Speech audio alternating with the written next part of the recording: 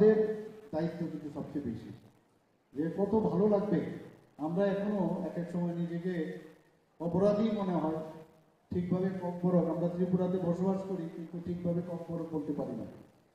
তো প্রয়োজনে কিন্তু অনেক সময় ভাষা শিখতে হয়। যদি যারা এখানকার আদিবাসীরা আছেন বা যারা জনজাতি গোষ্ঠীর লোকের যারা আছেন বা এখানে যারা আরো সাব ট্রাইবস যারা আছেন তারা যদি বাংলা ভাষা শিখতে পারে, আমরা কেন তাদের ভাষা শিখতে পারবো না? তো এই যে একটা চেষ্টা, তার মাধ্যমে আমাদের মধ্যে ডিফারেন্স কিন্তু চলে আসে এবং কি ভাষায় কি বলছে সেটা কিন্তু আমরাও বুঝতে পারি, ঠিকই বলছে না খারাপ বলছে সেটাও কিন্তু একটা ভেরি ইম্পর্টেন্ট। আমার মনে আছে আমরা একবার প্রি মেডিকেল যখন আমি পড়ছি, রাত্রি 12টার সময় পড়াশোনা করতে করতে হঠাৎ করে গেলাম যে চলো রাত্রি 12টার সময় অটো, তৎকালীন সময়ে অটো নিয়ে আমরা চা খেতে গেছি। তিনজন, একজন মণিপুরি ছিল, একজন ব্রিটিশ গোয়েনার তার প্রেসিডেন্টের তার ভাতিজা, আর আমি, তিনজনে আমরা সেই অটোতে চলছি। তো যেতে যেতে হঠাৎ করে সেই অটোটা অ্যাক্সিডেন্ট করলো। আমরা মিডিয়া যেটা ছিল, মিডিয়াম আমরা যে ভাষায় কথা বলছিলাম একদিন, সেটা ইংলিশ ছিল। পরে গিয়ে যখন উল্টে গেল গাড়িটা, পরবর্তী সময় আমাদের হসপিটালে নিয়ে গেল, তখন কিন্তু আমিও আমার সেই আগরতলার যে বাংলা ভাষা আমি চিৎকার করছি, আর সে যে মণিপুরের যে ছেলেটা ছিল সে তার ভাষায় চিৎকার করছে, এবং সেই ব্রিটিশ গয়না সে তার ভাষায় চিৎকার করছে। অদ্ভুত এক সিচুয়েশন, আমার এখনো মনে আছে সেই ঘটনা। অর্থাৎ ভাষা যে যারই থাকুক, কিন্তু আমাদের মধ্যে যে বন্ধুত্ব ছিল সেটা কিন্তু সত্যি অপূর্ব। এক দুটো ল্যাঙ্গুয়েজ আমরা মণিপুরি ভাষায় এখনো যেটা শিখেছিলাম, এবং মিনিমাম যে সব কথাগুলো, কেমন আছো, ভালো আছো কি না, এইসব একটু আগে আমাদের ছেলে মেয়েদের একটা প্রোগ্রাম সেখানে ওরা দেখাচ্ছিল, এবং এইভাবে আমরা একজন আরেকজনের সাথে আর্থিক যে বিষয় সেটা কিন্তু চলে আসে। এবং মাননীয় প্রধানমন্ত্রী যে এক ভারত শ্রেষ্ঠ ভারত, এটা কিন্তু আমাদের কালচারের মাধ্যমে যেরকম হবে, ভাষার মাধ্যমেও সেটা সম্ভব। কিভাবে উনি খুঁজে খুঁজে বের করেন, সত্যি অবাক লাগে যে এইরকম একজন প্রধানমন্ত্রী আমরা পেয়েছি। আমাদের হর ঘর তিরঙ্গার সময় দেশাত্মক বোধের ভাবনা চিন্তা উনি যখন করলেন, তখন সেটাদের মধ্যেও কিন্তু একটা দেশাত্মক বোধ ভাবনা এবং একসাথে থাকার যে চিন্তা ভাবনা, সেটা উনার চিন্তা ভাবনা, উনার মস্তিষ্ক প্রসূত আমরা এক একবার আমরা এই কাজটা করি। সীমান্ত গ্রাম বীরৌকা নাম এক একটা প্রোগ্রাম উনি দেন, সেই কাজটা আমরা করেছি। আমাদের মানে মেরে মাটি মেরা দেশ, এই যে বিষয়, তার মাধ্যমেও কিন্তু আমাদের মধ্যে একটা একাত্ম বোধ যে ভাবনা, ওনার কারণে সেটা সম্ভব হয়েছে। এখন আজকে এই ভাষার মাধ্যমে আমরা সবাই যাতে এক সূত্রে থাকতে পারি, এক সূত্রে আমরা সমস্ত ভারতকে সামনের দিকে এগিয়ে নিয়ে যেতে পারি। G20-তে আমরা দেখেছি মাননীয় প্রধানমন্ত্রীজি কিভাবে আমাদের দেশকে এখন মানে সর্বোচ্চ স্তরে সারা পৃথিবীর মধ্যে উনি পৌঁছিয়েছেন। তো একটার পর একটা আমরা কাজ করে যাচ্ছি। কাজে আমরা সবাই মিলে যদি সেটা করি, এক ত্রিপুরা শ্রেষ্ঠ ত্রিপুরা যদি হয়, তবেই এক ভারত শ্রেষ্ঠ ভারত হবে।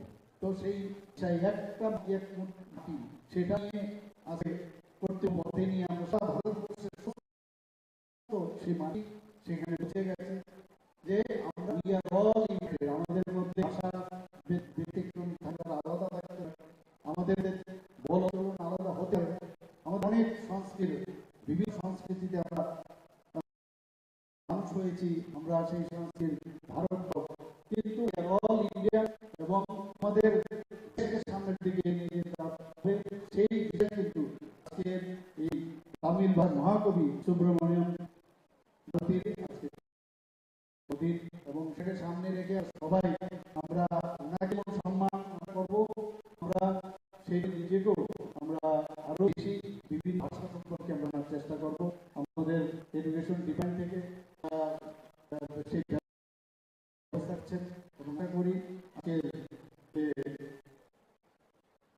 যে কারণে আজকের এই ভারতীয় ভাষা উৎসব সম্ভব, সেটা উনি ভাবনা চিন্তা ভাবনা নিয়ে কাজ করেছেন। ওনাকে সম্মান জানানোর জন্য উনি এডুকেশন গত ইন্ডিয়ার এডুকেশন ডিপার্টমেন্টের মাধ্যমে আমাদের দিয়েছেন, বলেছেন অবশ্যই আমাদের দিনটা আমাদের পালন করা উচিত, এবং সেই কারণেই এই ভারতীয় ভাষা উৎসর্গ হয়েছে।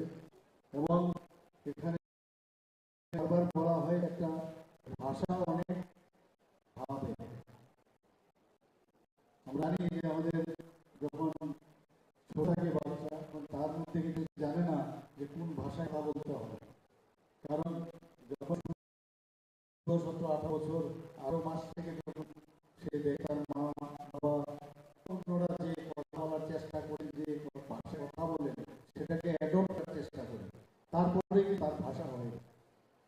কাজে ভাষা কিন্তু জায়গায় ডিপেন্ড করে যে সে অন্য সূত্রেই সে এখানে জন্মগ্রহণ করে, তার মা বাবা এবং তার পারিপার্শ্বিক অবস্থা, সে পারিপার্শ্বিক যে অবস্থান জন্মগ্রহণ করেছেন এবং এইভাবে উনি করছেন থেকেই ভাষা হয়ে যায়।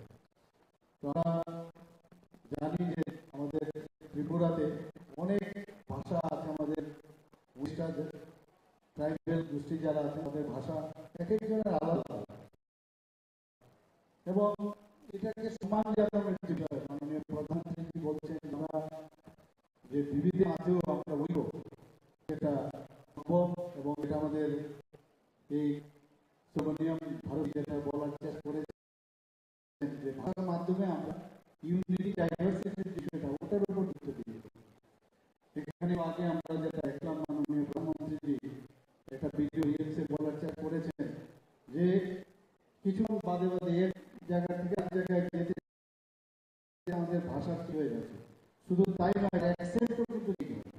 আমাদের বাংলা ভাষা তো আমাদের ত্রিপুরার যে বাংলা বা পূর্ব বাংলার যে বাংলা, সেটা ওয়েস্ট বেঙ্গলের বাংলার থেকে তার অ্যাকসেন্ট আলাদা।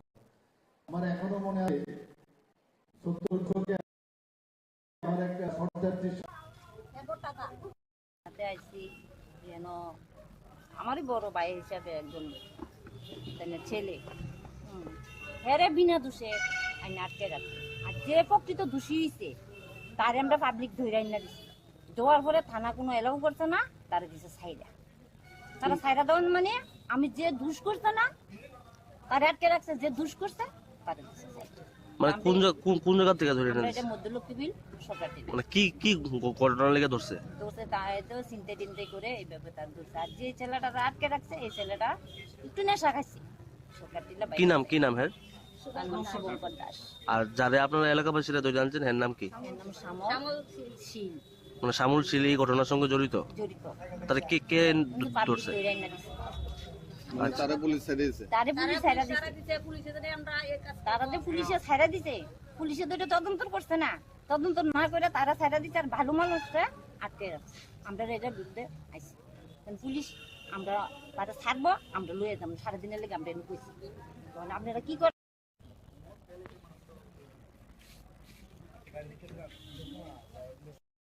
আমি আমার এই জানি কয় এই সবর করে যে হেরে যে বিনা কারণে বিনা অপরাধী হেরে জেল করতেছে, হেরে সারানের লেগে করছে। আমরা মানে শুভঙ্করের থানায় কবে আনছে?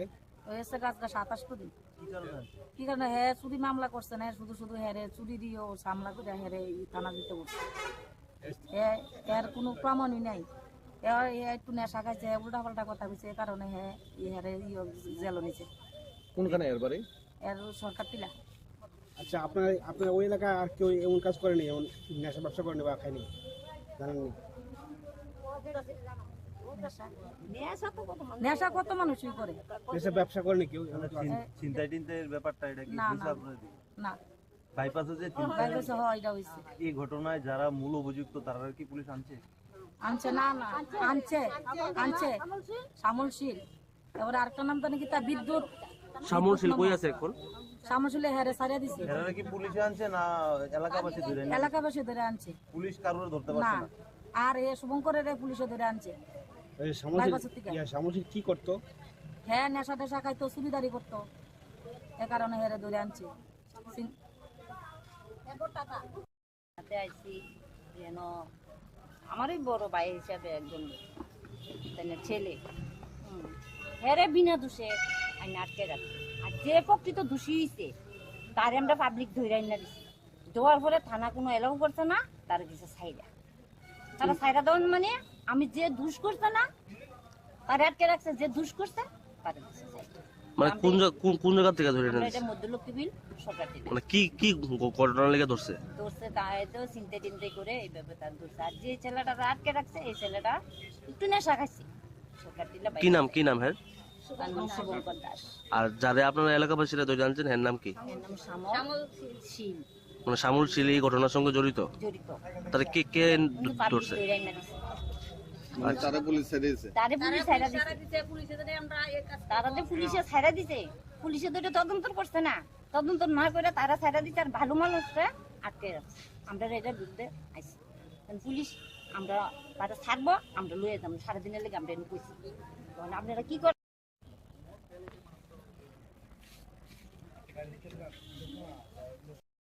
আমি আমার এই জানি কয় এই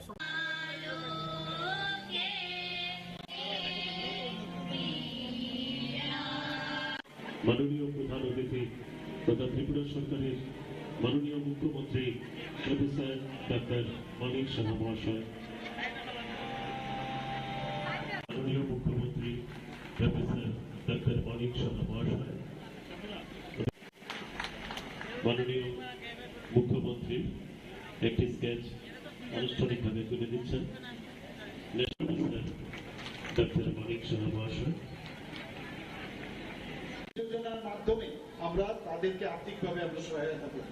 প্রধানমন্ত্রীর জন ঔষধি যোজনা, আমি নিজে একজন ডাক্তার, আমরা রোগীরা যখন আমাদের কাছে আসে আমরা লিখে দিই যে মুখ ওষুধ কিনতে হবে, ট্রেড নেম যখন দেই তার দাম কিন্তু অনেক বেশি। 100 টাকা যদি একটা ওষুধের দাম হয়, কিন্তু প্রধানমন্ত্রীজি দেখলেন যে আমি কেন ট্রেড নেম দিয়ে মানুষের, গরিব মানুষ তারা যাতে কম পয়সায় সেই সুযোগ পয়সাটা তার আর্থিকভাবে সে লাভ পাবে, তার ঘরে সে পয়সাটা থাকবে, সেই সুবিধার জন্য জন ঔষধি কেন্দ্র খুলেছে।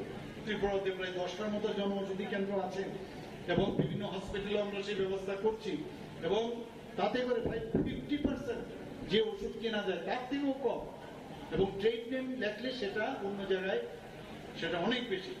স্বচ্ছ ভারত অভিযান, মাননীয় প্রধানমন্ত্রীজি মহাত্মা গান্ধীকে অনুসরণ করে স্বচ্ছ ভারত অভিযান স্টার্ট করেছেন, বিভিন্ন জায়গায় শৌচালয়ের ব্যবস্থা করেছেন, রাস্তাঘাট, বাড়ি ঘর, আমাদের মধ্যে একটা পরিষ্কার পরিচ্ছন্নতা যে চিন্তা ভাবনা, সেটা মাননীয় প্রধানমন্ত্রীজি এই স্বচ্ছ ভারত অভিযান শুরু করেছেন।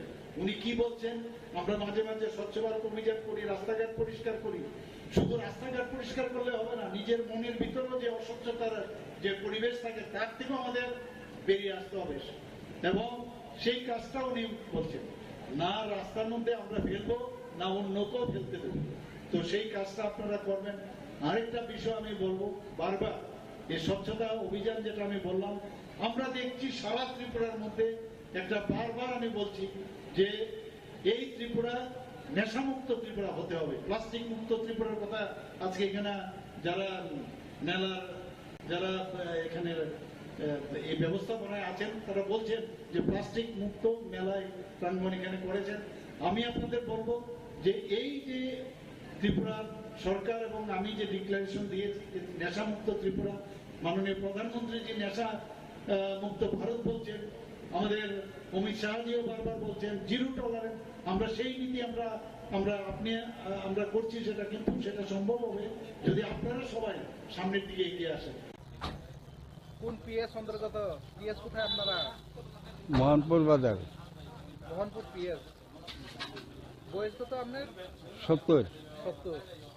এই বয়সে আপনার এভাবে ছাত্রছাত্রীকে আপনি এভাবে ব্যস্ত আছেন, কি করতাম আমি, আছি একটু বিপদের মধ্যে, কয়েকটা বিপদ হলে কি আপনি এভাবে গাঁজাগুলি এভাবে বেচলে, ছাত্রছাত্রী দ্বারা এভাবে বেচলে কি বিপদ? না, কয়েকজনের কাউন্যে আছে বুঝলেন নেই, আনে আর কয়েকজন খাওয়ানো আছে, এই জন্য আপনি এভাবে বেচছেন, তাই তো? ছাত্র নামগুলি জানেন? না না, সব সময় আইনি? না না। আপনার নাম কি? মিনুলাল শাহ। বাড়ি কোথায়? মোহনপুর বাজার।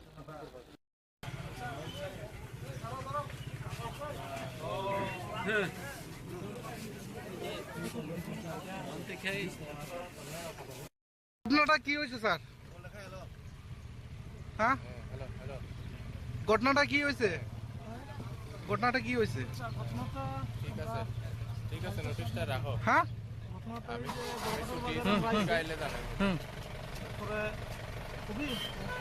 তারপরে আরেকজন লোক আটকাইছে। হ্যাঁ এখন আমরা তো ছাত্ররা পরে এভাবে প্রতিদিন এভাবে ব্যস্ত আছেন ওনার কি গাঁজাগুলি ঠিক আছে আমরা দেখতেছি এটা।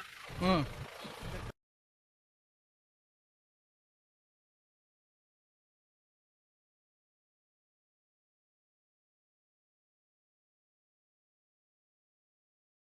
दो 2047 तक विकसित भारत के निर्माण की संकल्पना के साथ युवाओं की आवाज, उनके विचारों को जोड़ने, विकसित भारत के विजन में उनके रचनात्मक योगदान को सुनिश्चित करने के प्रयास स्वरूप नीति आयोग की ओर से इस कार्यक्रम का आयोजन किया गया है, जिसमें देश भर के विश्वविद्यालयों के वाइस चांसलर्स और शैक्षणिक संस्थानों के प्रमुख और फैकल्टी मेंबर्स भी इस कार्यक्रम में हमारे साथ जुड़े हुए हैं। मैं केंद्रीय शिक्षा मंत्री माननीय श्री धर्मेंद्र प्रधान जी से स्वागत संबोधन प्रस्तुत करने के लिए सादर अनुरोध करती हूँ।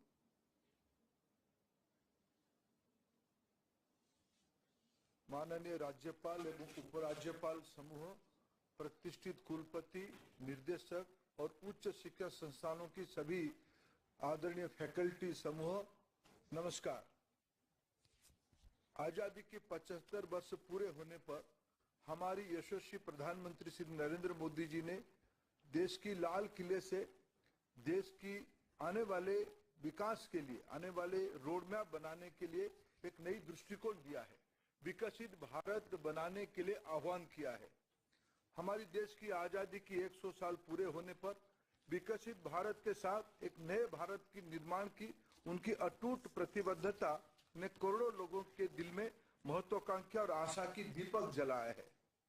मित्रों, प्रधानमंत्री जी कहते हैं यही समय सही समय है। मित्रों, पिछले सदी में, 20वीं सदी में जब तीसरे दशक तक हम पहुंचे थे, देश की एक तबका आजादी की लड़ाई लड़ रहे थे, दूसरे तबका आने वाले दिनों में, आने वाले सदी में देश कैसे होगा इसके लिए शिक्षा के आधार पे नई सपने संजो रहे थे, योजना बना रहे थे। आज आवश्यकता है हम समाज की सभी घटकों को, विशेष करके शिक्षाविदों को, विद्यार्थियों को, शिक्षा से जुड़े हुए सभी दायित्ववान लोगों को इकट्ठा करके विकसित भारत की इस विमर्श में जोड़ने की आवश्यकता है। शिक्षा विभाग की ओर से अभी देश में अमृतकाल विमर्श विकसित भारत 2047 की एक सीरीज ऑफ डायलॉग चल रहा है। उसी को आगे बढ़ाते हुए आज हम सभी का परम सौभाग्य है उसको एक जन आंदोलन की रूप देने के लिए प्रधानमंत्री नरेंद्र मोदी जी ने खुद आज देश की सभी मान्यगण्य शिक्षाविदों को, उसके माध्यम से देश की शिक्षा जगत को संबोधित करने का एक अवसर हम सभी के लिए बनाया है। मित्रों, इस विमर्श में नया आशा, आकांक्षा समाज की सभी विषयों के ऊपर, राजनीति, समाज नीति, अर्थनीति, टेक्नोलॉजी, इनोवेशन, नई रोजगार की सृजन और विश्व की एक नया दृष्टिकोण बनाने के लिए आज प्रधानमंत्री जी देश के सामने नया कल्पना रख रहे हैं। हमारी सारे एजुकेशन इंस्टीट्यूशन इसकी द्योतक बननी चाहिए। आज हमारी दायित्व है इस विमर्श को देश की नई पीढ़ी के अंदर हमारे कुलपति, हमारे डायरेक्टर्स, हमारे प्रोभोस्ट, हमारे सारे फैकल्टी, जैसे आजादी की लड़ाई के समय में सभी के अपने अपने दायित्व था, आज प्रधानमंत्री जी ने आह्वान किया है सभी को अपना कर्तव्य करना पड़ेगा। मित्रों, आइए आज हम लोग अपने कर्तव्य की, अपने हिस्सा की जिम्मेवारी को संभालें और अमृत काल में विकसित भारत हम सभी की जीवन की एक बड़े लक्ष्य हो। हम सभी की योगदान में शिक्षा को आधार करके हमारी व्यापक परिवार एक नया भारत, नया विश्व की सृजन करे।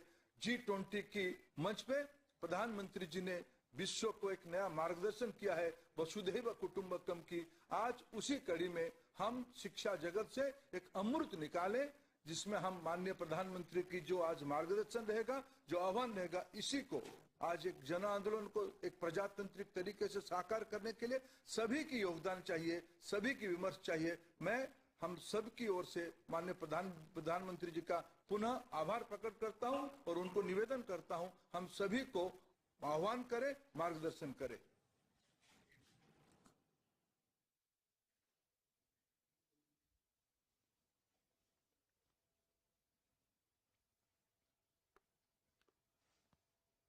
नमस्कार। केंद्रीय मंत्रिमंडल के मेरे सहयोगी धर्मेंद्र प्रधान जी, देश भर से हमारे साथ जुड़े राज्यपाल श्री, शिक्षा जगत के महानुभाव, देवी और सज्जनों, आज विकसित भारत के संकल्पों को लेकर बहुत ही अहम दिन है। मैं सभी गवर्नर्स को विशेष बधाई दूंगा कि उन्होंने विकसित भारत के निर्माण से जुड़ी इस वर्कशॉप का आयोजन किया है। देश की युवा शक्ति को दिशा देने का दायित्व जिन साथियों पर है, उनको आप एक मंच पर लाए हैं। शिक्षण संस्थानों की भूमिका व्यक्ति निर्माण की होती है और व्यक्ति निर्माण से ही राष्ट्र निर्माण होता है। और आज जिस कालखंड में भारत है, उसमें व्यक्ति निर्माण का अभियान बहुत ज्यादा अहम हो गया है। मैं आप सभी को वॉइस ऑफ यूथ वर्कशॉप की सफलता के लिए अग्रिम शुभकामनाएं देता हूं। साथियों, हर देश को इतिहास एक ऐसा कालखंड देता है जब वो अपनी विकास यात्रा को कई गुना आगे बढ़ा लेता है। ये एक तरह से उस देश का अमृतकाल होता है। भारत के लिए ये अमृतकाल इसी समय आया है। ये भारत के इतिहास का वो कालखंड है जब देश एक क्वांटम जंप लगाने जा रहा है। हमारे इर्द गिर्द ही ऐसे अनेक देशों के उदाहरण हैं जिन्होंने एक तय समय में ऐसा ही क्वांटम जंप लेकर खुद को विकसित बना लिया। इसलिए ही मैं कहता हूं, भारत के लिए भी यही समय है, सही समय है। हमें इस अमृत काल के पल पल का लाभ उठाना है। हमें एक भी पल गंवाना नहीं है। साथियों, हम सभी के सामने प्रेरणा के लिए आजादी का हमारा लंबा संघर्ष भी है। जब हम एक ध्येय के साथ, एक जोश, एक जज्बे के साथ आजादी को अंतिम लक्ष्य मानकर मैदान में उतरे, तब हमें सफलता मिली। इस दौरान सत्याग्रह हो, क्रांति का रास्ता हो, स्वदेशी को लेकर जागरूकता हो, सामाजिक और शैक्षिक सुधार की चेतना हो, ये सारी धाराएं एक साथ मिलकर आजादी के आंदोलन की ताकत बन गई थी। इसी कालखंड में काशी हिंदू विश्वविद्यालय, लखनऊ विश्वविद्यालय, Vishwa Bharati, Gujarat Vidyapith, Nagpur university, Annamalai university, Andhra university, university of Kerala, ऐसे अनेक संस्थानों ने देश की चेतना को सशक्त किया। यही वो कालखंड था जब हर धारा में युवाओं के भीतर आजादी को लेकर नई चेतना का संचार हुआ। आजादी के लिए समर्पित एक पूरी युवा पीढ़ी खड़ी हो गई। एक ऐसा विचार देश में बन गया कि जो भी करना है वो आजादी के लिए करना है और अभी करना है।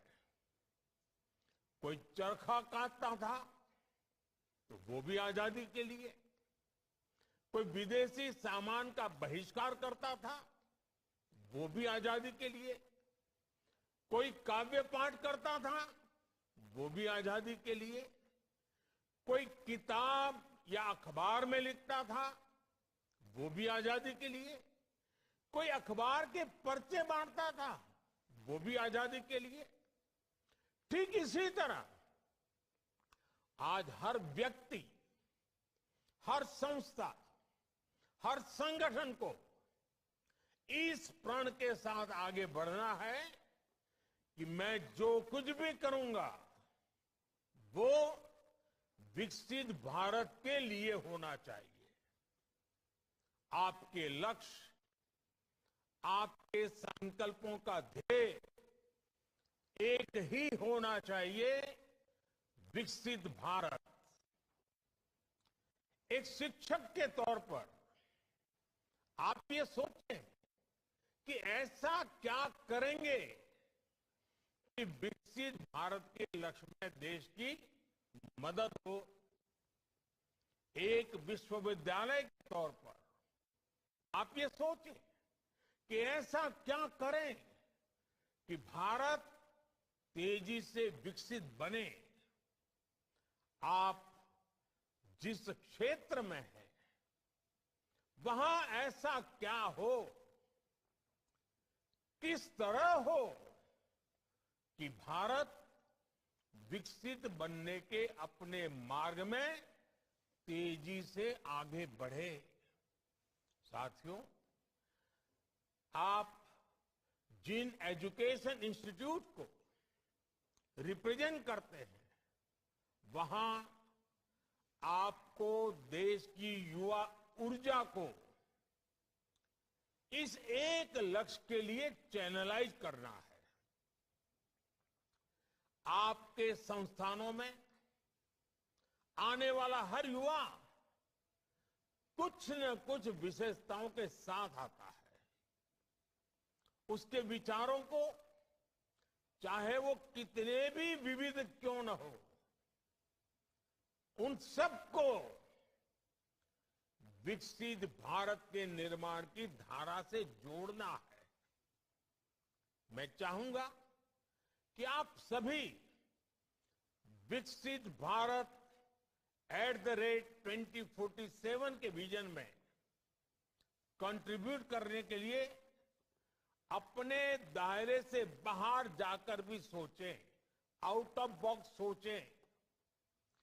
देश के हर कॉलेज और यूनिवर्सिटी में अधिक से अधिक युवा इस अभियान में शामिल हो सके, इसके लिए भी आपको विशेष अभियान चलाना चाहिए, नेतृत्व करना चाहिए, सरल भाषा में चीजों को व्याख्यायित करना चाहिए। आज ही माय.गॉव के अंदर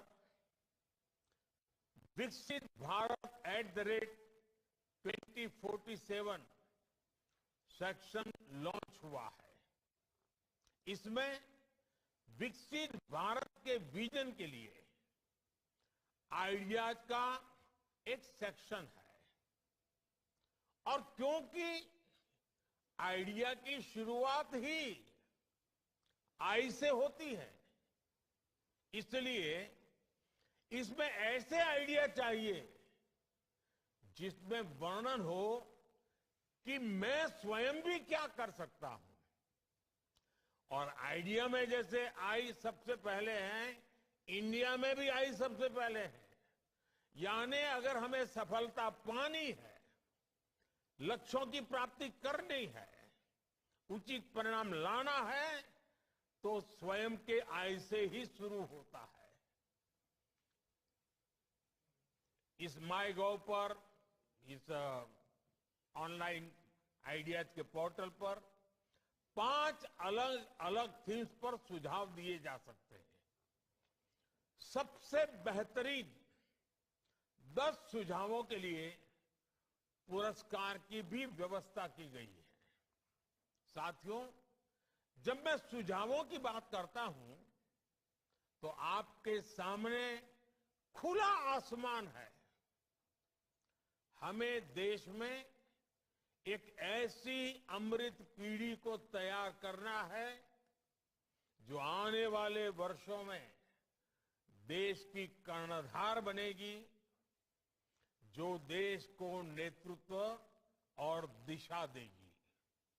हमें देश के एक ऐसी नौजवान पौध को तैयार करना है जो देश हित को सर्वोपरि रखते, जो अपने कर्तव्यों को सर्वोपरि रखें।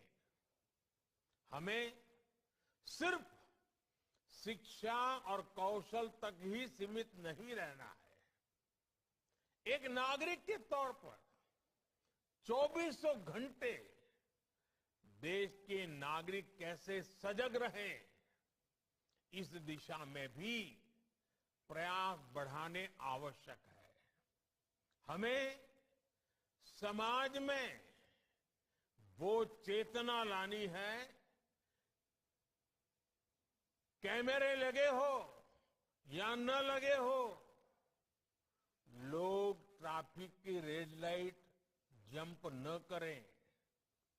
लोगों में कर्तव्य बोध इतना ज्यादा हो कि वो समय पर दफ्तर पहुंचे, अपने दायित्वों को निभाने के लिए आगे बढ़कर काम करें। हमारे यहां जो भी प्रोडक्ट बने उसकी क्वालिटी इतनी बेहतर हो कि मेड इन इंडिया देखकर लेने वाले का गर्व और बढ़ जाए। जब देश का हर नागरिक जिस भी भूमिका में है, जब वो अपने कर्तव्यों को निभाने लगेगा तो देश भी आगे बढ़ चलेगा। अब जैसे प्राकृतिक संसाधनों के इस्तेमाल से जुड़ा विषय है, जब जल संरक्षण को लेकर गंभीरता बढ़ेगी, जब बिजली बचाने को लेकर गंभीरता बढ़ेगी, जब धरती मां को बचाने के लिए केमिकल का इस्तेमाल कम होगा, जब पब्लिक ट्रांसपोर्ट के ज्यादा से ज्यादा इस्तेमाल के प्रति गंभीरता होगी, तो समाज पर, देश पर, हर क्षेत्र में बहुत ज्यादा सकारात्मक प्रभाव पड़ेगा। मैं ऐसे कितने ही उदाहरण आपको गिना सकता हूं। आप भी मानेंगे कि छोटी छोटी बातें हैं, लेकिन इनका इम्पैक्ट बहुत बड़ा होता है। स्वच्छता के जन आंदोलन को नई ऊर्जा कैसे दी जाए, इसके लिए भी आपके सुझाव अहम होंगे। हमारे युवा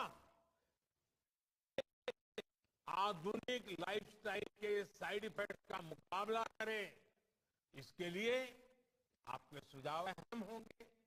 मोबाइल की दुनिया के अलावा बाहर की दुनिया भी देखें, ये भी उतना ही जरूरी है। एक शिक्षक के तौर पर आपको ऐसे कितने ही विचारों की सीडिंग वर्तमान और अगली पीढ़ी में करनी है, और आपको खुद भी अपने विद्यार्थियों का रोल मॉडल बनना है। देश के नागरिक जब देश के हित की सोचेंगे, तभी एक सशक्त समाज का निर्माण होगा। और आप भी जानते हैं कि जिस तरह समाज का मानस होता है, वैसी ही झलक हमें शासन प्रशासन में भी नजर आती है। मैं अगर शिक्षा के क्षेत्र की बात करूं तो उससे जुड़े भी कितने ही विषय हैं। 3-4 साल के कोर्स के बाद हमारे शिक्षण संस्थान प्रमाण पत्र देते हैं, डिग्रियां देते हैं, लेकिन क्या हमें ये सुनिश्चित नहीं करना चाहिए कि हर छात्र के पास कोई न कोई स्किल अनिवार्य रूप से हो? ऐसी चर्चाएं, इससे जुड़े सुझाव ही विकसित भारत की यात्रा का मार्ग स्पष्ट करेंगे। इसलिए आपको अपने हर कैंपस, हर संस्थान और राज्य के स्तर पर इन विषयों पर मंथन की एक व्यापक प्रक्रिया के रूप में आगे बढ़ना चाहिए। साथियों, विकसित भारत के निर्माण का यह अमृतकाल वैसा ही है, वैसा ही समय है जैसे हम अक्सर परीक्षाओं के दिनों में देखते हैं। विद्यार्थी अपने परीक्षा के प्रदर्शन को लेकर बहुत आत्मविश्वासी होते हैं, लेकिन फिर भी अंतिम समय तक वो कोई कोर कसर बाकी नहीं छोड़ता। हर विद्यार्थी अपना सब कुछ झोंक देता है, समय का पल पल एक ही देह से जोड़ देता है। और जब परीक्षा की तारीखें आ जाती हैं, डेट डिक्लेयर हो जाती है, तो ऐसा लगता है पूरे परिवार की परीक्षा की तारीख आ गई है। सिर्फ विद्यार्थी नहीं, बल्कि पूरा परिवार ही एक अनुशासन के दायरे में हर काम करता है। हमारे लिए भी देश के नागरिक के तौर पर परीक्षा की डेट डिक्लेयर हो चुकी है। हमारे सामने 25 साल का अमृतकाल है। हमें 24 घंटे इसी अमृतकाल और विकसित भारत के लक्ष्यों के लिए काम करना है। यही वातावरण हमें एक परिवार के रूप में बनाना, ये हम सबकी सामूहिक जिम्मेवारी है। साथियों, आज दुनिया की आबादी तेजी से बुजुर्ग हो रही है और भारत युवा शक्ति से सशक्त है। एक्सपर्ट बताते हैं कि आने वाले 25-30 वर्षों तक वर्किंग एज पॉपुलेशन के मामले में भारत सबसे अग्रणी रहने वाला है। इसलिए भारत के युवाओं पर पूरी दुनिया की नजर है। युवा शक्ति एजेंट ऑफ चेंज भी है और बेनिफिशियरीज ऑफ चेंज भी है। आज जो युवा साथी कॉलेज और यूनिवर्सिटीज में हैं, उनके कैरियर को भी यही 25 साल तय करने वाले हैं। यही युवा नए परिवार बनाने वाले हैं, नया समाज बनाने वाले हैं। इसलिए ये तय करना कि विकसित भारत कैसा हो, ये हक भी सबसे अधिक हमारी युवा शक्ति को ही है। इसी भाव के साथ सरकार देश के हर युवा को विकसित भारत के एक्शन प्लान से जोड़ना चाहती है। देश के युवाओं की आवाज को विकसित भारत के निर्माण की नीति रणनीति में ढालना चाहती है। युवाओं के साथ आप सबसे ज्यादा संपर्क में रहते हैं, इसलिए इसमें आप सभी साथियों का योगदान बहुत महत्वपूर्ण होने वाला है। साथियों, हमें प्रगति के जिस रोड मैप पर चलना है वो सिर्फ सरकार तय नहीं करेगी, उसे देश तय करेगा। देश के हर नागरिक का इनपुट उसमें होगा, सक्रिय भागीदारी इसमें होगी। सबका प्रयास यानी जन भागीदारी एक ऐसा मंत्र है जिससे बड़े से बड़े संकल्प सिद्ध होते हैं। स्वच्छ भारत अभियान हो, डिजिटल इंडिया अभियान हो, कोरोना से मुकाबला हो, वोकल फॉर लोकल होने की बात हो, हम सभी ने सबका प्रयास की ताकत देखी है।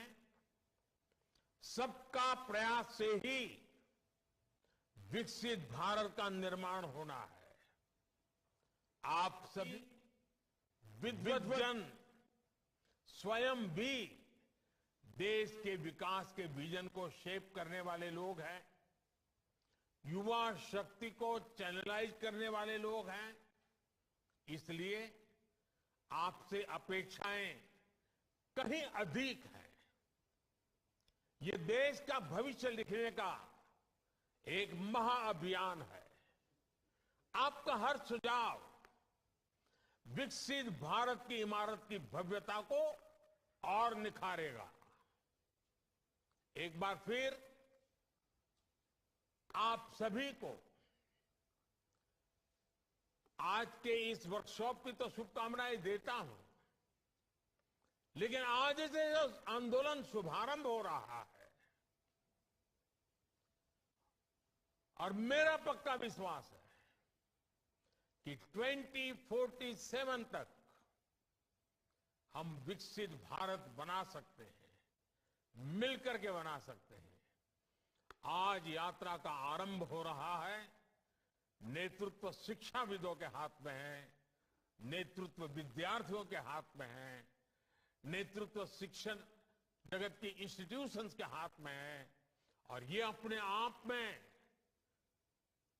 देश बनाने वाली और स्वयं को भी बनाने वाली पीढ़ी का कालखंड है। उन सब के लिए मेरी बहुत बहुत शुभकामनाएं हैं। धन्यवाद।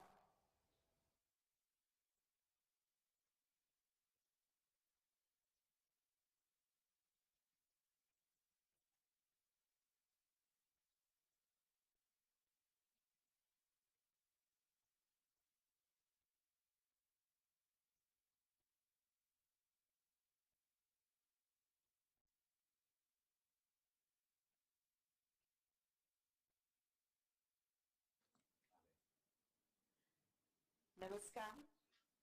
परम आदरणीय माननीय प्रधानमंत्री श्री नरेंद्र मोदी जी, आपका इस कार्यक्रम में हम हार्दिक अभिनंदन करते हैं। 2047 तक विकसित भारत के निर्माण की संकल्पना के साथ युवाओं की आवाज, उनके विचारों को जोड़ने, विकसित भारत के विजन में उनके रचनात्मक योगदान को सुनिश्चित करने के प्रयास स्वरूप नीति आयोग की ओर से इस कार्यक्रम का आयोजन किया गया है, जिसमें देश भर के विश्वविद्यालयों के वाइस चांसलर्स और शैक्षणिक संस्थानों के प्रमुख और फैकल्टी मेंबर्स भी इस कार्यक्रम में हमारे साथ जुड़े हुए हैं। मैं केंद्रीय शिक्षा मंत्री माननीय श्री धर्मेंद्र प्रधान जी से स्वागत संबोधन प्रस्तुत करने के लिए सादर अनुरोध करती हूँ।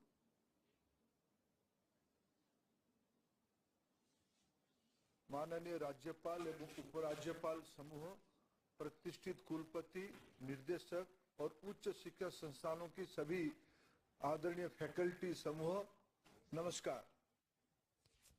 आजादी के 75 वर्ष पूरे होने पर हमारी यशस्वी प्रधानमंत्री श्री नरेंद्र मोदी जी ने देश की लाल किले से देश की आने वाले विकास के लिए, आने वाले रोड मैप बनाने के लिए एक नई दृष्टिकोण दिया है, विकसित भारत बनाने के लिए आह्वान किया है।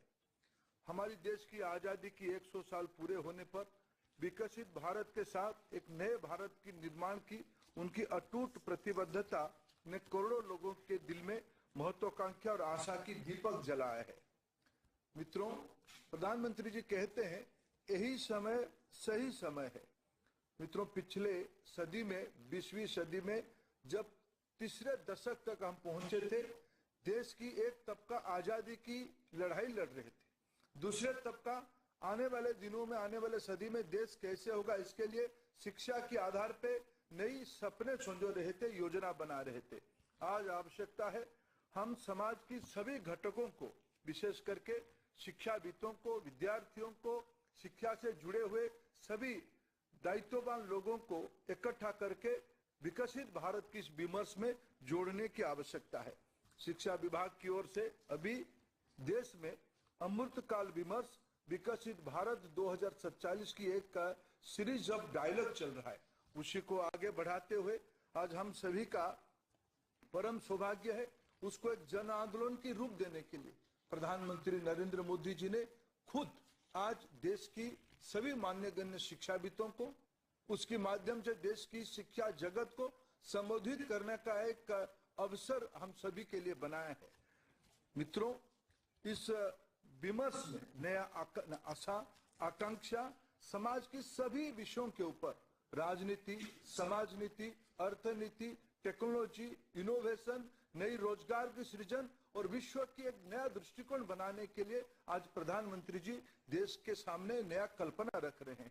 हमारी सारे एजुकेशन इंस्टीट्यूशन इसकी द्योतक बननी चाहिए। आज हमारी दायित्व है इस विमर्श को देश की नई पीढ़ी के अंदर हमारे कुलपति, हमारे डायरेक्टर्स, हमारे प्रोभोस्ट, हमारे सारे फैकल्टी, जैसे आजादी की लड़ाई के समय में सभी के अपने अपने दायित्व था, आज प्रधानमंत्री जी ने आह्वान किया है सभी को अपना कर्तव्य करना पड़ेगा। मित्रों, आइए आज हम लोग अपने कर्तव्य की, अपने हिस्सा की जिम्मेवारी को संभालें और अमृत काल में विकसित भारत हम सभी की जीवन की एक बड़े लक्ष्य हो। हम सभी की योगदान में शिक्षा को आधार करके हमारी व्यापक परिवार एक नया भारत, नया विश्व की सृजन करे।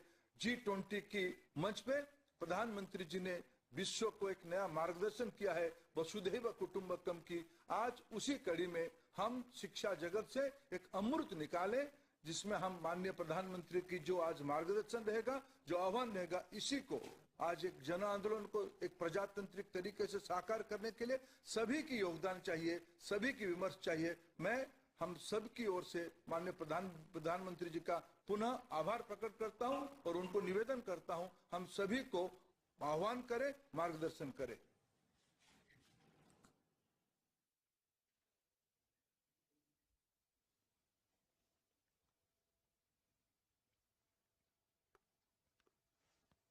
नमस्कार। केंद्रीय मंत्रिमंडल के मेरे सहयोगी धर्मेंद्र प्रधान जी, देश भर से हमारे साथ जुड़े राज्यपाल श्री,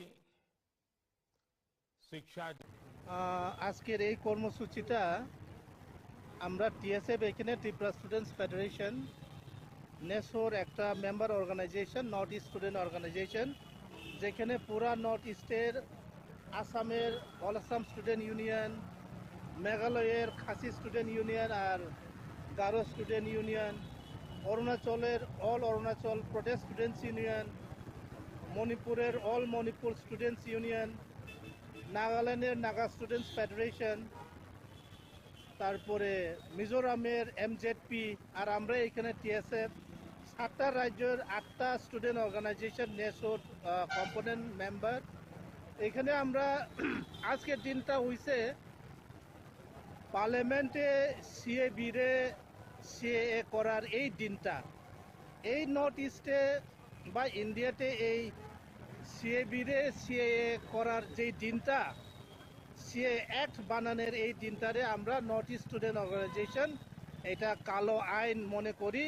আর এই দিনটা প্রত্যেক বছর আমরা এখানে টিএসএফ বা অন্য নর্থ ইস্টের রাজ্যের নেসোর যার স্টুডেন্ট অর্গানাইজেশন এই দিনটা কালো দিন বা কালো দিবস এই আইনের এগেইনস্টে আমরা এই কর্মসূচিটা আমরা চাই যে এই নর্থ ইস্টের মধ্যে বা ইন্ডিয়ার মধ্যে এই সিএ এটা হাঁটানো হোক, এটা যেমন উঠায়, কারণ এইখানে বিভিন্ন রিলিজিয়াস গ্রুপের মানুষ আছে। এখানে এটাও দেখায় যে কোনো কোনো রিলিজিয়াস গ্রুপের ফেভারেবল করে এই একটা, এটা যেমন না হয়। আমরা সব ইন্ডিয়ান সিটিজেন, আমরা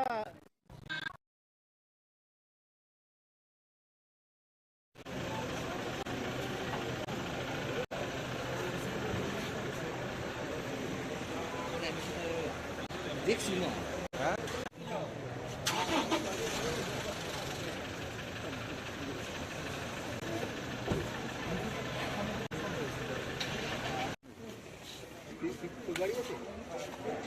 দাদা এক সেকেন্ড, একটু আমরা মিডিয়ার থেকে আমরা একটু যাচ্ছি তো তোমাদের প্রেস হ্যাঁ কনফারেন্স। সে তো জানি, একটু জাস্ট খালি একটা লাইন একটু ছোট করে। দাদা এর আগেও এসেছিলেন ত্রিপুরায়, এখনো আসলেন, কি রকম পরিবর্তন পেলেন? আমি এই তো এলাম, আচ্ছা দেখি এই তো এলাম, নামলাম।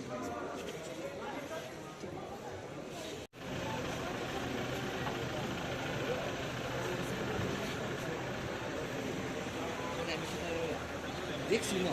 হ্যাঁ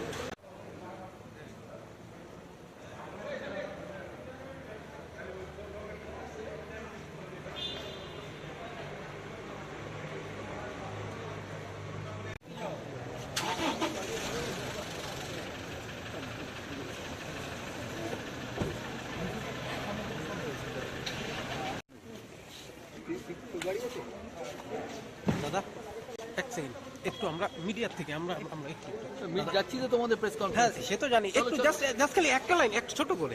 দাদা এর আগেও এসেছিলেন ত্রিপুরায়, এখনো আসলেন, কি রকম পরিবর্তন পেলেন? আমি এই তো এলাম, আচ্ছা দেখি এই তো এলাম, নামলাম।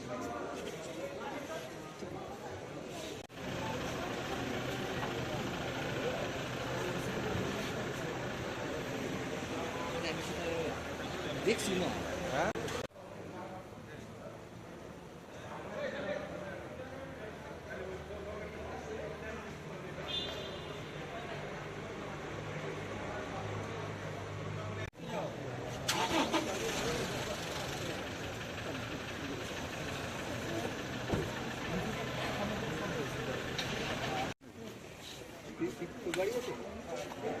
দাদা এক সেকেন্ড, একটু আমরা মিডিয়ার থেকে আমরা একটু যাচ্ছি তো তোমাদের প্রেস হ্যাঁ কনফারেন্স। সে তো জানি, একটু জাস্ট খালি একটা লাইন একটু ছোট করে।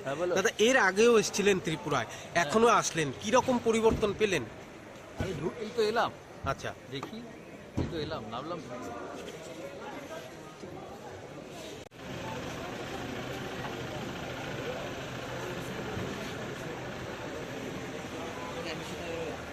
দেখছি না। হ্যাঁ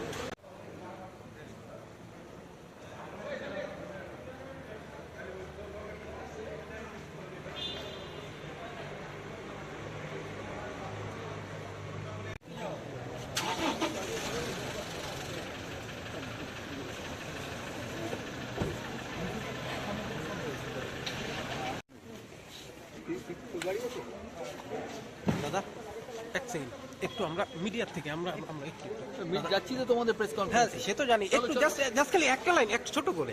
দাদা এর আগেও এসেছিলেন ত্রিপুরায়, এখনো আসলেন, কি রকম পরিবর্তন পেলেন? আমি এই তো এলাম, আচ্ছা দেখি এই তো এলাম, নামলাম।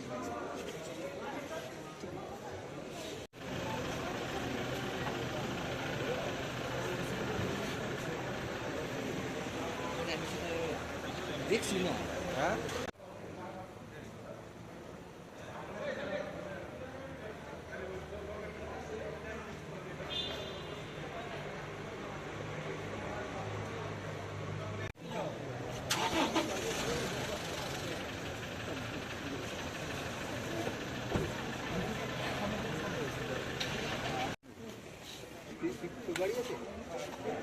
দাদা এক সেকেন্ড, একটু আমরা মিডিয়ার থেকে আমরা একটু যাচ্ছি তো তোমাদের প্রেস হ্যাঁ কনফারেন্স। সে তো জানি, একটু জাস্ট খালি একটা লাইন একটু ছোট করে।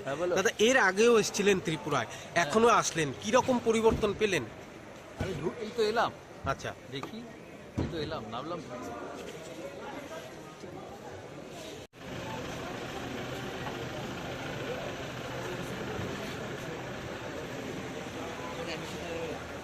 দেখছি না। হ্যাঁ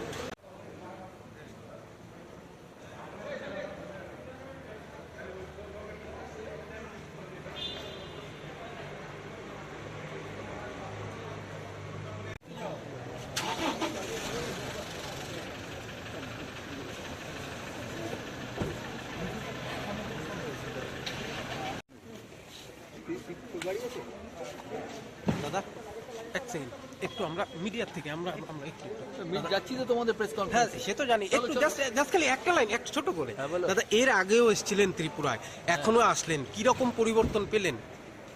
এই তো এলাম, আচ্ছা দেখি এই তো এলাম, নামলাম।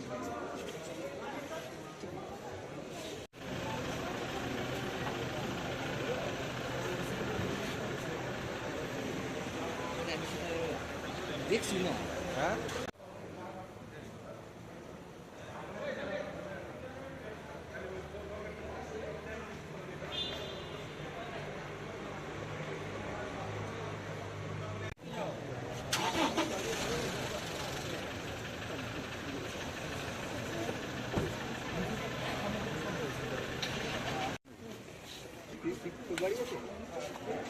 দাদা এক সেকেন্ড, একটু আমরা মিডিয়ার থেকে আমরা আমরা একটু যাচ্ছি তো তোমাদের প্রেস হ্যাঁ কনফারেন্স। সে তো জানি, একটু জাস্ট খালি একটা লাইন এক ছোট করে। হ্যাঁ, বলো। দাদা এর আগেও এসেছিলেন ত্রিপুরায়, এখনো আসলেন, কি রকম পরিবর্তন পেলেন?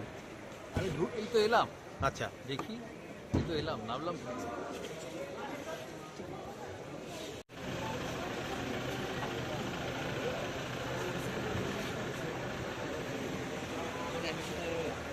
দেখছি না।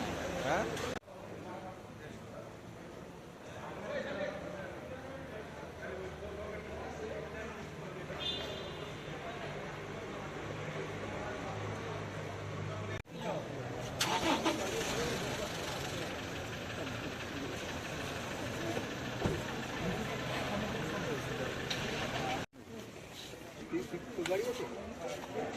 দাদা এক সেকেন্ড, একটু আমরা মিডিয়ার থেকে আমরা আমরা একটু যাচ্ছি তো তোমাদের প্রেস হ্যাঁ কনফারেন্স। সে তো জানি, একটু জাস্ট খালি একটা লাইন এক ছোট করে। হ্যাঁ, বলো। দাদা এর আগেও এসেছিলেন ত্রিপুরায়, এখনো আসলেন, কি রকম পরিবর্তন পেলেন? এই তো এলাম, আচ্ছা দেখি এই তো এলাম, নামলাম।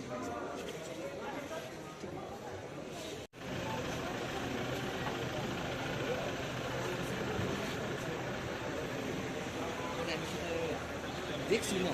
হ্যাঁ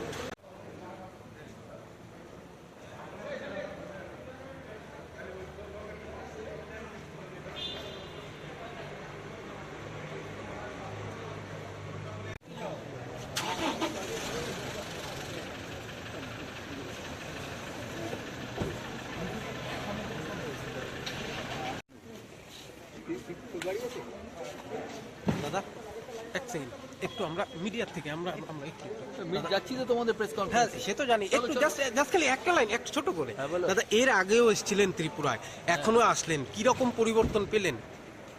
এই তো এলাম, আচ্ছা দেখি এই তো এলাম, নামলাম।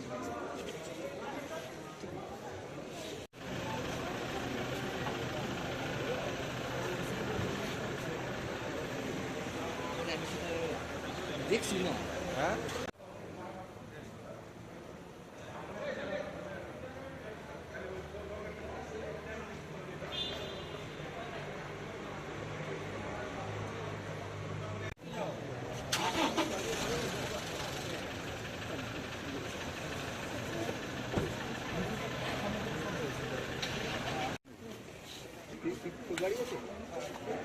দাদা এক সেকেন্ড, একটু আমরা মিডিয়ার থেকে আমরা আমরা একটু যাচ্ছি তো তোমাদের প্রেস হ্যাঁ কনফারেন্স। সে তো জানি, একটু জাস্ট খালি একটা লাইন এক ছোট করে। হ্যাঁ, বলো। দাদা এর আগেও এসেছিলেন ত্রিপুরায়, এখনো আসলেন, কি রকম পরিবর্তন পেলেন? এই তো এলাম, আচ্ছা দেখি এই তো এলাম, নামলাম।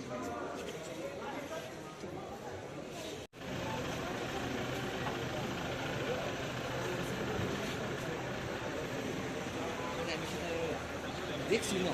হ্যাঁ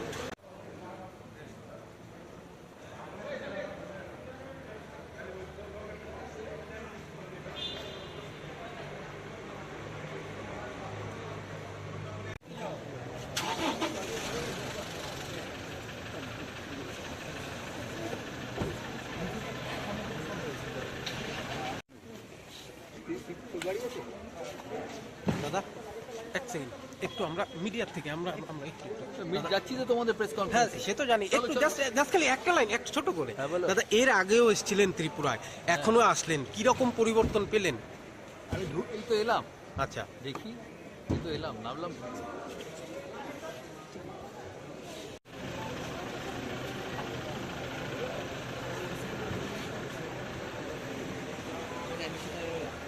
দেখছি না হ্যাঁ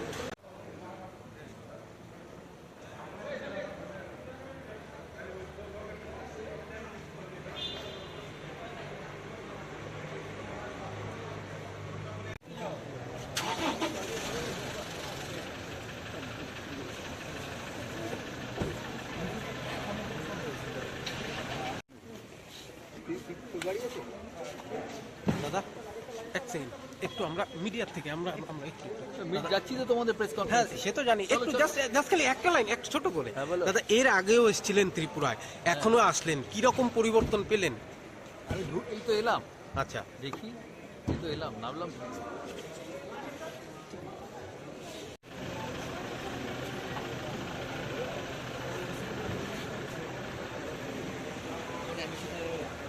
দেখছি না হ্যাঁ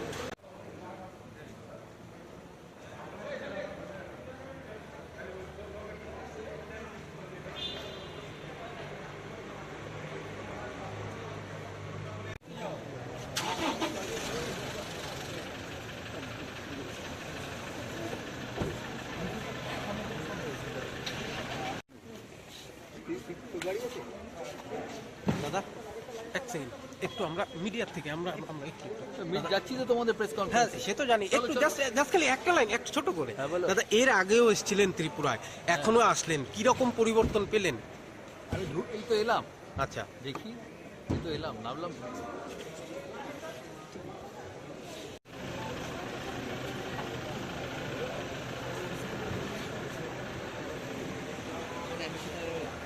দেখছি না হ্যাঁ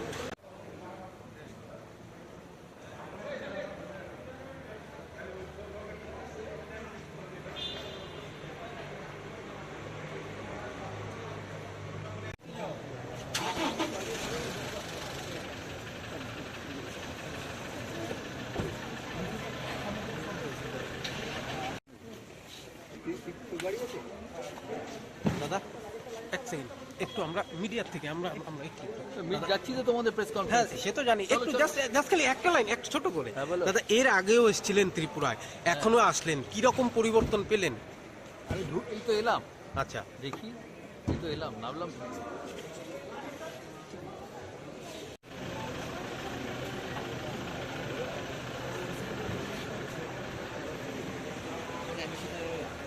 দেখছি না হ্যাঁ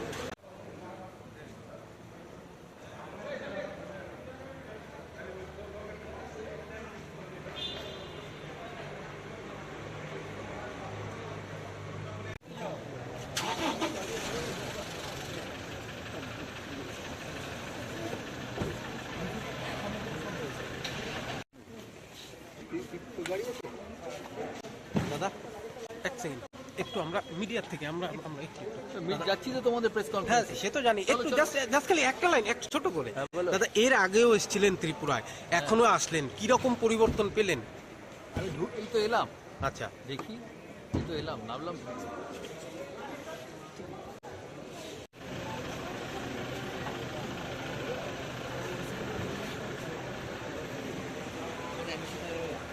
দেখছি না হ্যাঁ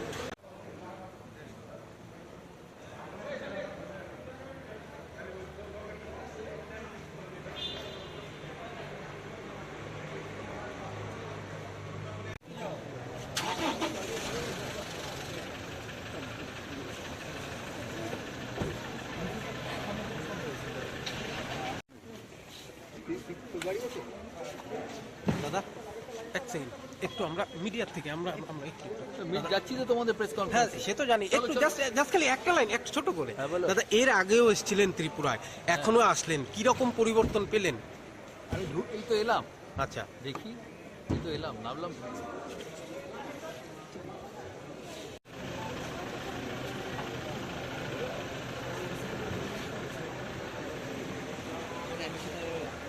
দেখছি না হ্যাঁ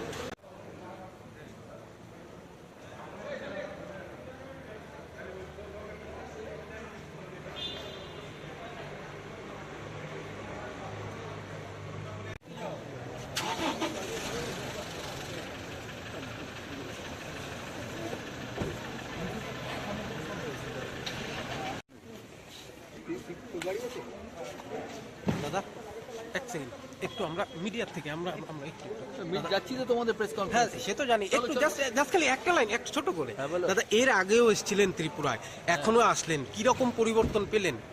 আরে এই তো এলাম, আচ্ছা দেখি এই তো এলাম, নামলাম।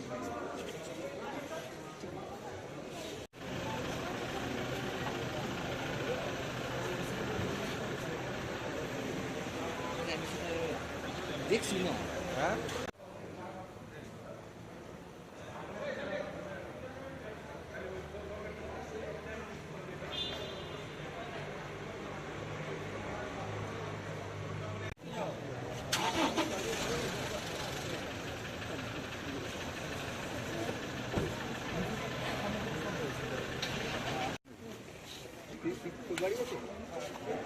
দাদা এক সেকেন্ড, একটু আমরা মিডিয়ার থেকে আমরা আমরা একটু যাচ্ছি তো তোমাদের প্রেস হ্যাঁ কনফারেন্স। সে তো জানি, একটু জাস্ট খালি একটা লাইন, একটু ছোট করে। বলো। দাদা এর আগেও এসেছিলেন ত্রিপুরায়, এখনো আসলেন, কি রকম পরিবর্তন পেলেন? আরে এই তো এলাম, আচ্ছা দেখি এই তো এলাম, নামলাম।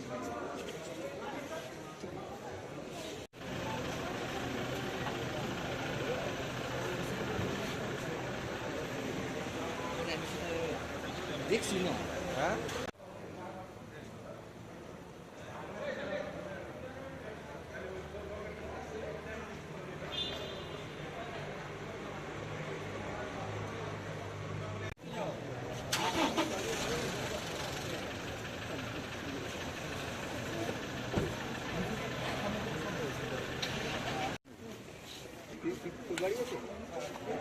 দাদা এক সেকেন্ড, একটু আমরা মিডিয়ার থেকে আমরা আমরা একটু যাচ্ছি তো তোমাদের প্রেস হ্যাঁ কনফারেন্স। সে তো জানি, একটু জাস্ট খালি একটা লাইন, একটু ছোট করে। বলো। দাদা এর আগেও এসেছিলেন ত্রিপুরায়, এখনো আসলেন, কি রকম পরিবর্তন পেলেন?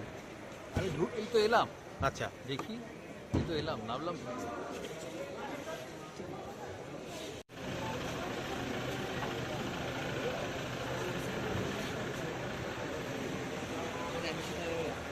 দেখছি না।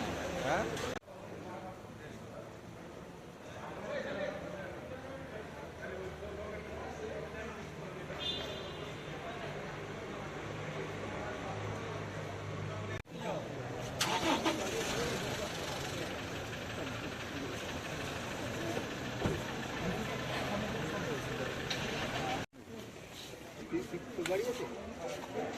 দাদা এক সেকেন্ড, একটু আমরা মিডিয়ার থেকে আমরা আমরা একটু যাচ্ছি তো তোমাদের প্রেস হ্যাঁ কনফারেন্স। সে তো জানি, একটু জাস্ট খালি একটা লাইন, একটু ছোট করে। বলো। দাদা এর আগেও এসেছিলেন ত্রিপুরায়, এখনো আসলেন, কি রকম পরিবর্তন পেলেন?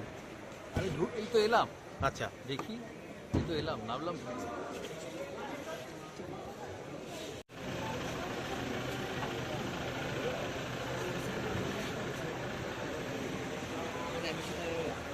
দেখছি না।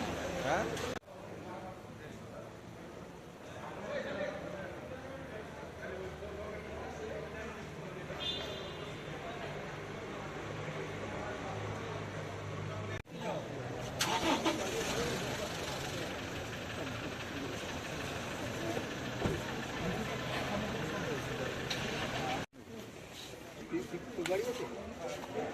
দাদা এক সেকেন্ড, একটু আমরা মিডিয়ার থেকে আমরা আমরা একটু যাচ্ছি তো তোমাদের প্রেস হ্যাঁ কনফারেন্স। সে তো জানি, একটু জাস্ট খালি একটা লাইন, একটু ছোট করে। বলো। দাদা এর আগেও এসেছিলেন ত্রিপুরায়, এখনো আসলেন, কি রকম পরিবর্তন পেলেন? আরে এই তো এলাম, আচ্ছা দেখি এই তো এলাম, নামলাম।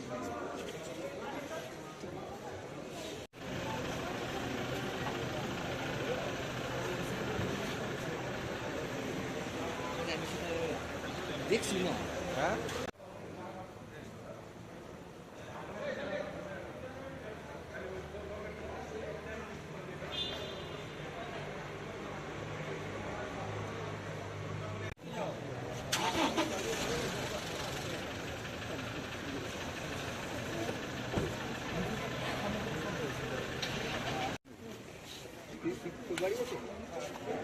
দাদা এক সেকেন্ড, একটু আমরা মিডিয়ার থেকে আমরা আমরা একটু যাচ্ছি তো তোমাদের প্রেস হ্যাঁ কনফারেন্স। সে তো জানি, একটু জাস্ট খালি একটা লাইন, একটু ছোট করে। বলো। দাদা এর আগেও এসেছিলেন ত্রিপুরায়, এখনো আসলেন, কি রকম পরিবর্তন পেলেন?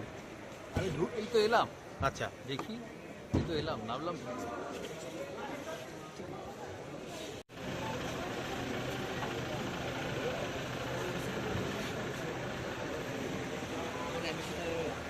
দেখছি না। হ্যাঁ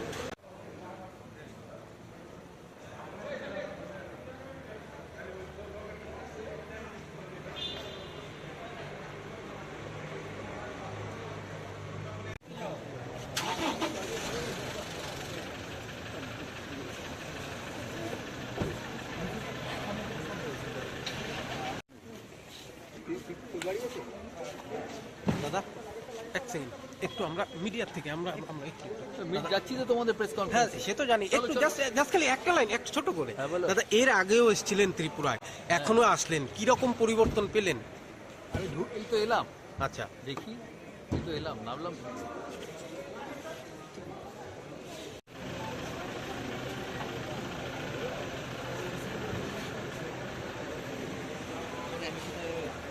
দেখছি না। হ্যাঁ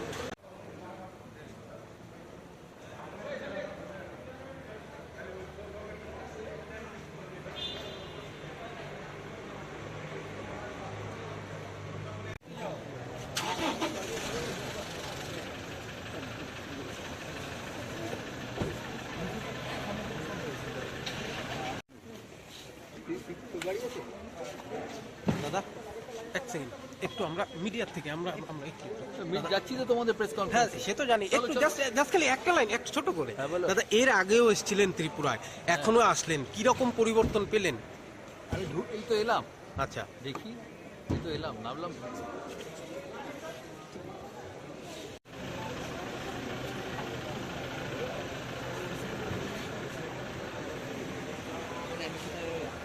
দেখছি না। হ্যাঁ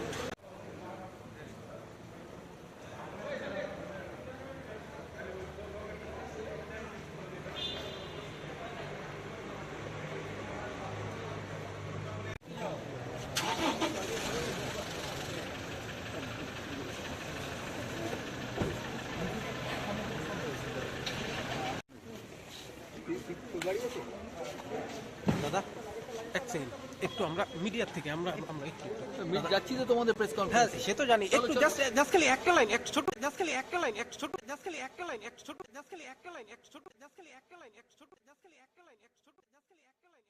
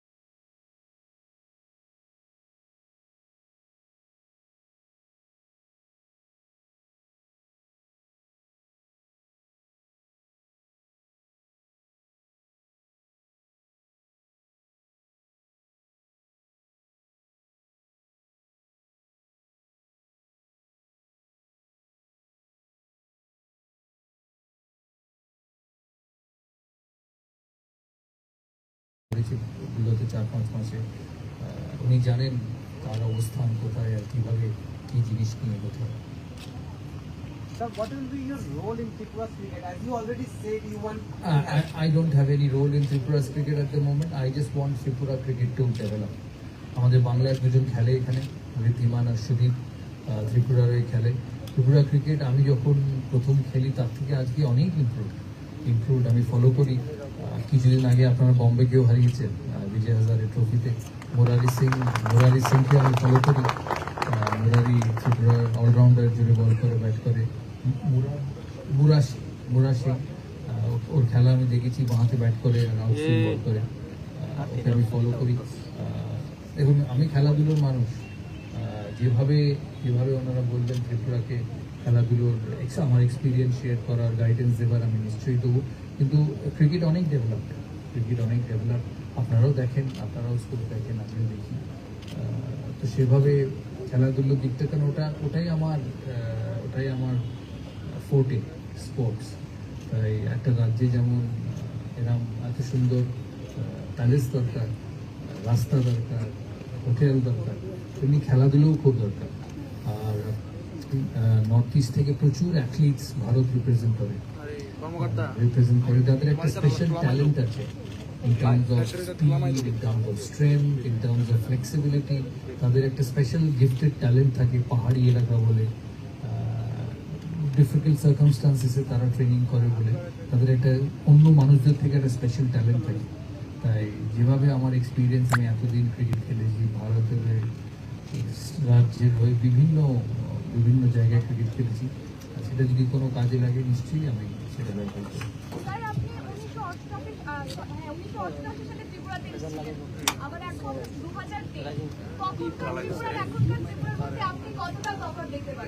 অনেক তফাৎ, পাল্টে যায় না, সময়ের সাথে সব কিছু পাল্টে, পৃথিবী পাল্টেছে, তাই ত্রিপুরা তো পিছিয়ে থাকবে না। রাস্তা দিয়ে এলেই বুঝতে পারবেন ত্রিপুরা কত পাল্টে গেছে। তবে আমি মনে করি যে কোনো শহরে আসবেন, দিনের বেলা আসাটা বেশি ইম্পর্টেন্ট, কারণ দিনের বেলায় পুরো শহরটাকে দেখতে পান। আমি আছি এখানে, আবার আসবো, এই সুন্দর শহর দেখে বলতে পারবো যে কতটা ডেভেলপ। কিন্তু নামলেই এত সুন্দর এয়ারপোর্ট, আমি যখন 1988 সালে এসেছিলাম সেই এয়ারপোর্ট আর আজকের এয়ারপোর্ট আকাশ পাতাল তফাৎ, অত সুন্দর ত্রিপুরার এয়ারপোর্ট। তাই পাল্টাবে তো 35 বছরে অনেক কিছু। মিস্টার গাঙ্গুলি, আপনি প্রথমে বলেছেন মুরা সিংকে ফলো করেন, আপনি দিল্লি ডেয়ারডেভিলস এর মেন্টর, দিল্লি ক্যাপিটালস এর মেন্টর। মুরা সিং বেস্ট প্রাইসে অকশনে রয়েছে।